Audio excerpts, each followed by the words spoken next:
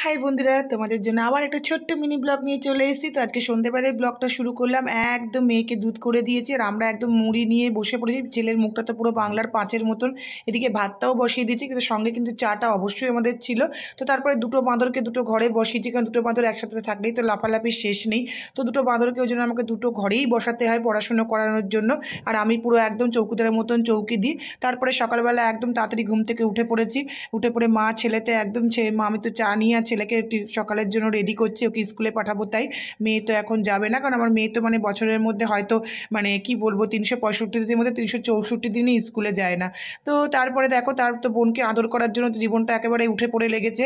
সারাক্ষণ বদমাইশি করে। এটা কিন্তু আদর নয়, বোন যে ঘুমিয়ে আছে তার গায়ে টোটালি জ্বালা ধরছে। তাই বোনকে ঘুম থেকে তোলানোর জন্য আমি দূর থেকে ভিডিওটা করেছি। তো যাই হোক, কোনোভাবে তুলতে পারলো না, যেহেতু আমাকে দেখে ফেলেছে।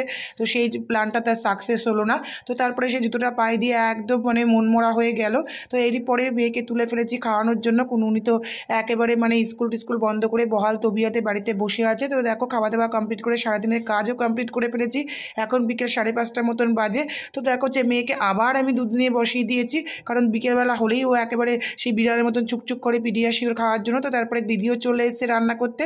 আজকে আমি বিকেলবেলা আবার একটু ফ্রেশ হয়েছি, কারণ আমার শরীরটা খুব খারাপ লাগছিলো। আমার প্রেশারটা যখন ফ্ল্যাকচুয়েট করে আমি আবার একটু স্নান না করলে আমার শরীরটা ঠিক হয় না। তো তারপরে দেখো 1 কাপ গরম গরম চাও করে ফেলেছি, কারণ চা ছাড়া আমার দিনে দুবার তো চা লাগবেই।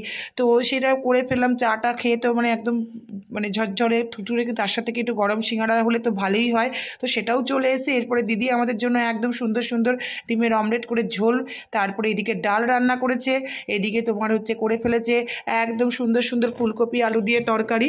হ্যাঁ, তো যাই হোক, দিদির রান্না তো অসাধারণ। এদিকে আলুর দমে আলুটাও সিদ্ধ করে রেখে গিয়েছে, এদিকে কালকে কড়াইশুঁটির কচুরি হবে, তার জন্য সব কিছু রেডি করে দিয়েছে। আর তার সঙ্গে ছিল লাল শাক ভাজা। তো এরই পরে আমি চলে গিয়েছিলাম একদম একটুখানি মানে বাংলা লিখতে। ছেলের যেহেতু বাংলা পরীক্ষা, কিন্তু নিজের হাতের লেখা দেখে এতটাই আমার মনে কষ্ট হচ্ছিল যে বাঙালির মেয়ে হয়ে কেন আমাদের এই পরিস্থিতি। মানে যেহেতু ইংলিশ মিডিয়ামে ছেলেকে এখন পড়াতে হচ্ছে, সেই কারণেই আমার বাংলাটা এত, কিন্তু আমি বাঙালির মেয়ে, বাংলাকে নিয়েই গর্ব করতে চাই, যেহেতু আমি বাঙালির মেয়ে। তো বাংলা আমাদের মাতৃভাষা। তো সবসময় সেই ভাষাটাকে আমি জাগিয়ে রাখতে চাই। তো সাবস্ক্রাইব, লাইক, থ্যাংক ইউ।